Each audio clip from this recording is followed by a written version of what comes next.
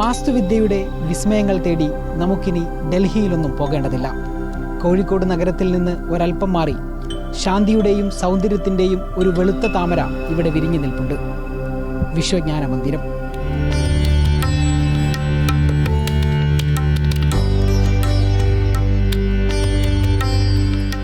പച്ചപുതച്ച ആനാവ് കുന്നിന്റെ മുകളിൽ ആകാശത്തേക്ക് വിടർന്നു നിൽക്കുന്ന 72 അടി ഉയരമുള്ള ഒരു താമര. ശാന്തിഗിരി ആശ്രമത്തിന്റെ കോഴിക്കോട് ശാഖയായ വിശ്വജ്ഞാന മന്ദിരം ഇന്ന് ജില്ലയിലെ പ്രധാന ആത്മീയ സാംസ്കാരിക കേന്ദ്രങ്ങളിൽ ഒന്നാണ്.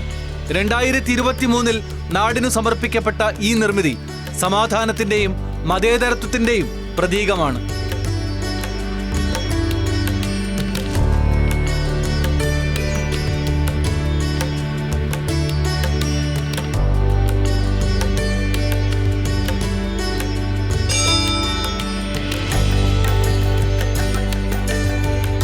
പുരാതന ഭാരതീയ വാസ്തുവിദ്യയും ആധുനിക എഞ്ചിനീയറിംഗും കൈകോർത്തപ്പോൾ പിറന്നത് ഇത്തരമൊരു അത്ഭുതമാണ്. 36 ഇതളുകളുള്ള ഈ താമര ആകൃതിയുള്ള മന്ദിരത്തിനുള്ളിൽ പ്രവേശിക്കുമ്പോൾ ലഭിക്കുന്ന ശാന്തത വാക്കുകൾക്കതീതമാണ്. പ്രത്യേകമായ വിഗ്രഹങ്ങളോ മതചിഹ്നങ്ങളോ ഇല്ലാതെ ഏകലോകം ഏകദൈവം എന്ന ദർശനമാണിവിടെ ഭക്തർ പിന്തുടരുന്നത്.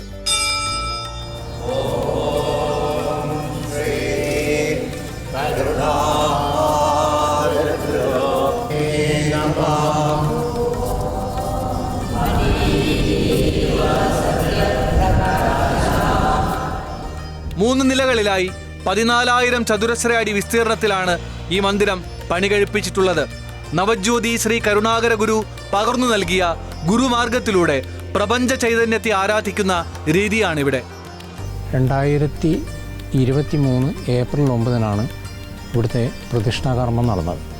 അത് ഇപ്പോഴത്തെ ഗുരുസ്ഥാനത്തിരിക്കുന്ന ശിഷ്യപൂജിത എന്ന് പറയുന്ന ഗുരുസ്ഥാനീയ അമ്മയാണ് ഇവിടെ ഗുരുവിൻ്റെ പ്രതിഷ്ഠ നടത്തിയത്. അപ്പോൾ ഗുരുവിൻ്റെ പൂർണ്ണകായ ചിത്രമാണ് അകത്തുള്ള പ്രതിഷ്ഠ. നവജ്യോതി ശ്രീ കരുണാകര ഗുരു ഈ ഒരു സത്യത്തിനെ നമുക്ക് കാണിച്ചു തരും. അതിൽ ജാതിക്കോ മതത്തിനോ വർഗവർണ്ണ ഭേദങ്ങൾക്ക് അപ്പുറം നിൽക്കുന്ന ആ ഒരു സത്യത്തെ ഗുരു നമുക്ക് മനസ്സിലാക്കി തരും. ഇതാണ് ഇതിൻ്റെ ഒരു കാര്യം. ഏതു മതത്തിൽപ്പെട്ടവർക്കും ഇവിടെ വരാം. കുന്നിൻ മുകളിലെ ശുദ്ധവായുവും ഈ മനോഹരമായ കാഴ്ചയും മനസ്സിന് വലിയ ഉന്മേഷം നൽകുന്നുണ്ട്. ഇവിടെ മതമോ അല്ലെങ്കിൽ ജാതിയോ പറഞ്ഞിട്ട് ഭാഗം വയ്ക്കാൻ വേണ്ടിയിട്ടുള്ളതല്ല.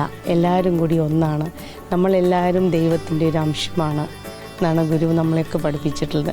അപ്പോൾ എല്ലാ മതക്കാർക്കും വരാനും ഗുരുവിനെ മനസ്സിലാക്കാനും ഗുരുവിൻ്റെ പ്രാർത്ഥനയിൽ പങ്കെടുക്കാനും സാധിക്കട്ടെ എന്ന് ആണ് ഗുരുവിൻ്റെ ഏറ്റവും വലിയൊരു ആഗ്രഹം. സായാഹ്നങ്ങളിൽ ദീപപ്രഭയിൽ കുളിച്ചു നിൽക്കുന്ന വിശ്വജ്ഞാന മന്ദിരം കാണാൻ നിരവധി സഞ്ചാരികളും കക്കോടിയിലേക്ക് എത്തുന്നു. ആത്മീയത തേടുന്നവർക്കും വാസ്തുവിദ്യയെ സ്നേഹിക്കുന്നവർക്കും ഒരുപോലെ പ്രിയപ്പെട്ട ഇടമായി ഈ താമര മന്ദിരം മാറിക്കഴിഞ്ഞു.